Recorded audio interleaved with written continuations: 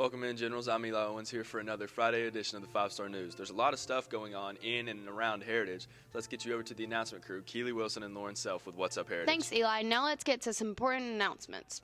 Just a reminder, if you like cornhole, grab a partner because Skills USA is hosting a cornhole tournament Tuesday, October 1st, $20 per team. If you like movies, FFA is hosting a movie night on October 27th at 7 p.m. to 8:30 p.m.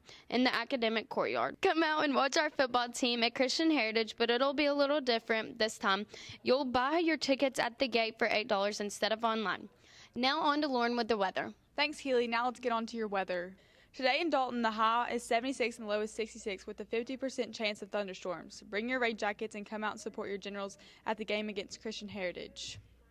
Back in Ringgold on Saturday, it'll be mostly sunny with a high of 79 and a low of 63. On Sunday, a high of 81 and a low of 65. On Monday, a high of 78 and a low of 58. Now back to Eli for more news. Thanks, ladies, and good job as always. This crazy year we call 2020 has yet sparked another change in our events. Our FCA members have had to move See You at the Pole to an online virtual Google Meet. The high school met up with the middle school to do this, and we have Landon Wheeler, Jacob Simpson, and Noah Lovell to give you the details. Bow your heads. Dear Lord, I just thank you for letting us come out here today, and I just pray for everyone involved in our local governments. Hey guys, this is Coach David Gibson coming at you, talking about FCA's See You at the Pole event that happened yesterday, Wednesday, September 23rd. We combined with the middle school and met with them over there at their place, at their flagpole, and had a great turnout. We did an in-person as well as an online Google Meet that was streamed to everybody that was able to tune in there, and wound up having a great day. We had some scripture reading, some prayer. There was a song by a young lady. I don't remember her name. And we just got together and we prayed for our community and our government. Please pray in your small groups for Heritage Middle School and all the schools in Catoosa County. And we sang some songs and read some scriptures and just prayed all together. And we were able to just glorify God yesterday with our younger brothers over at the middle school. We prayed for our community. We prayed for our adults that are involved in education, both in the building here at Heritage, over there at Heritage Middle School, elementary school teachers, all the way up to the county level administrators, all the folks that are involved, from cafeteria ladies, custodians, maintenance folks, bus drivers, and then we also prayed for our families and our students. That during this time, it's been kind of crazy for everybody, and we wanted to get to the best normalcy that we can, but with the confidence that God loves us and He's here for us no matter what comes. So we appreciate everybody that took place. Had some high school guys that worked in the event, and some middle school folks, and they just did a great job, and I'm so thankful it worked out well. Appreciate everybody that came out and tuned in for it. Looks like a good turnout. Nicely done, everyone. And if you watched the news on Tuesday, you could see that we interviewed some of the candidates for the Emperor of the Taj. And Brad Wattenberger is on the Cohort B schedule and didn't get to get interviewed. But, us being a fair news channel and all, we thought we'd give him his equal time on screen. And guess what? Brad is giving you the chance to pie a teacher in the face if you vote for him for Emperor. Sounds like a good campaign to me. Here's Caden Snyder and Carson Palmer with the details. Welcome to the news about the Emperor of the Taj. I hope you're going to be voting for B-Rad because he's sponsoring a pie challenge next week. Next Tuesday and Friday, during lunch, you can pie a teacher for $2, like me, or maybe Mrs. Taylor. I don't know. A few others are on there as well. And for $5, you can pie an administrator. Think of it. All those discussions and conversations you've been having with Dr. Scott, baseball players, Coach Beagles, he's calling you. Pie him. It's all for a good cause, Catoosa Children's Fund. So come on out and support Brad Wattenberger for Emperor of the Taj. And pie a teacher. Hey, so I'm Brad. I'm running for Emperor. Y'all should vote for me. One way I'm raising money is the pie challenge. You can come pie your favorite teachers. You can buy tickets in Miss Taylor's room and Miss Zip's room. So be rad and vote for Brad. Dude, I swear, if I had a pie right now, Coach Green would get it right. Oh, wait, sorry. Good job, Caden and Carson. And a great idea by Wattenberger, if I say so myself. But don't go anywhere, because sports is next, and I will join Jameson Shook to give you all your news.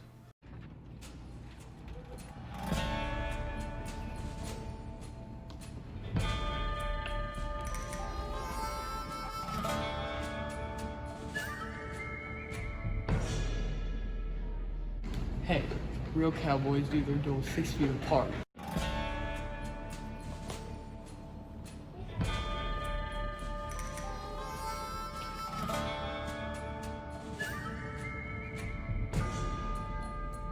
Cowboys always wear masks and hats too.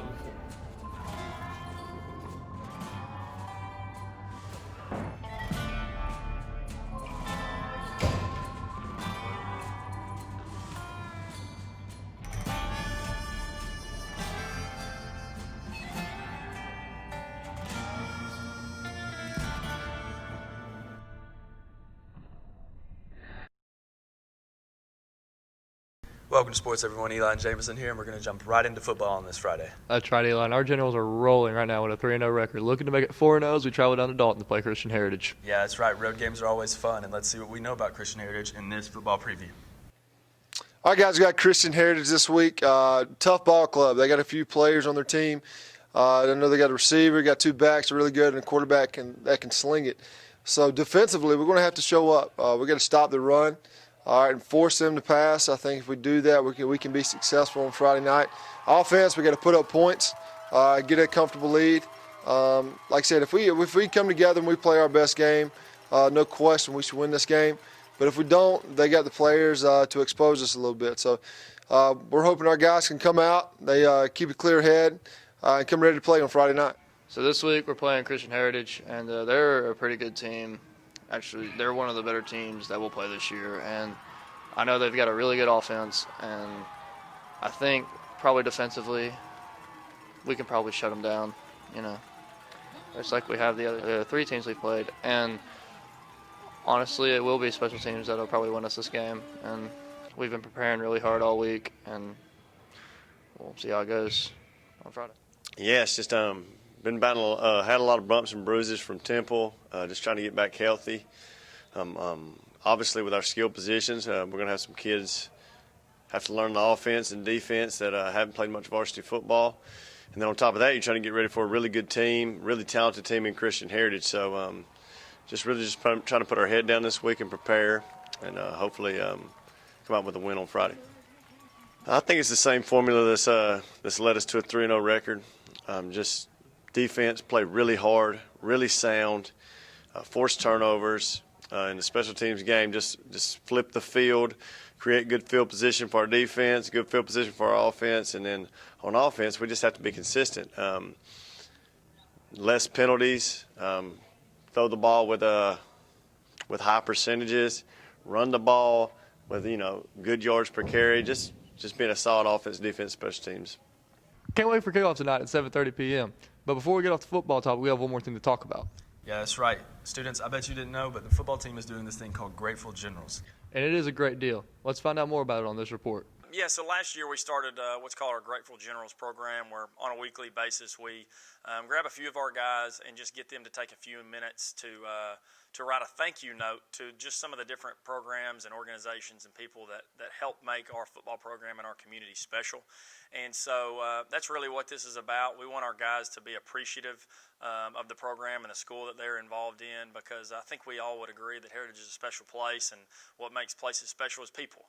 As anybody knows who's ever coached special teams in high school football, it's not always easy to get kids to get excited about them. Not many kids like playing on special teams. So here we've kind of created this thing where we don't call our special teams, we call it special forces, which means, special forces is part of the Army where they're sent out to accomplish certain missions. So every one of our special teams units have a military name, and I thought it'd be a cool idea to get our graphic arts team to create a helmet sticker. Well, first, Ms. Fennell said we were going on a field trip, and we ended up in Coach Hyde's class, and he gave us like a lowdown about what he wanted and like little tiny things. Then went to Miss Bird's class, and he gave us more details, and she really just gave us a bunch of assignments. We got to choose from all these stickers. Some of us got more than the others because some were really easy, but then the harder ones, so got assigned to like one person, and that one person got that one sticker. And our graphic arts kids designed them, so every player that is on that specific special team gets a sticker that represents it on his helmet. What do you feel about that? Is that kind of cool that they acknowledge what you did and kind of Yeah. For a second, I thought we were just the kids behind the computers, and then I found out that some of us were getting recognized. I didn't even know that was happening, but when I found out about it, I was really surprised. Actually, I didn't even think about getting rewarded at all. I just thought it was another assignment I'd have to do. And so that's kind of why we're doing this. And so we've decided to hopefully make this kind of a new weekly segment on the news, where we can make this a school-wide thing as opposed to a football thing. Just understand that life's about perspective, and when we are appreciative for what we have and the people that are around us, I think that's what life's about. The softball now, and Coach Morrissey was trying to rebound from a tough weekend by traveling up north to Pickens. That's always a tough trip, but if anyone has what it takes to beat the Dragonettes, it's Coach Moore's softball players. Here's more on that story from Caden and Carson. Yeah, so we went to Pickens this past Tuesday, had 2 big region wins. We stayed undefeated in region. It's a big thing for us because pretty much with Central beating Northwest twice, it pretty much essentially locks up a 1 or a 2 seed for us. As long as we take care of some business here in the next few days. I think we came out a little lax still in the first game, and I think there's a little bit of a rollover from the weekend when we went 1-3. But we won 5-3 in the first game. It was a battle. I mean, it was great. They had the bases loaded in the bottom of the 7th, and so the tie and run was at second. But we got a double play to end it. Okay, so with the first game, we won 5-3, and we struggled a little bit in the beginning, and then we got the bats going a little bit. And then this game 2, we played more like ourselves. We won 16-2. Our slappers had a field day on the turf. Pickens has all turf, field, so it was really cool to see that because the slappers can kind of place the ball where they want to. So Zoe had a really, really big day. And then for the second game, we really got the bats going, but we couldn't field many bunts still. But other than that, we had it together. Scoring 16 runs is pretty good. And on the turf field, the bounces were crazy, but we managed it. Bailey had a big day. Riley had a good day.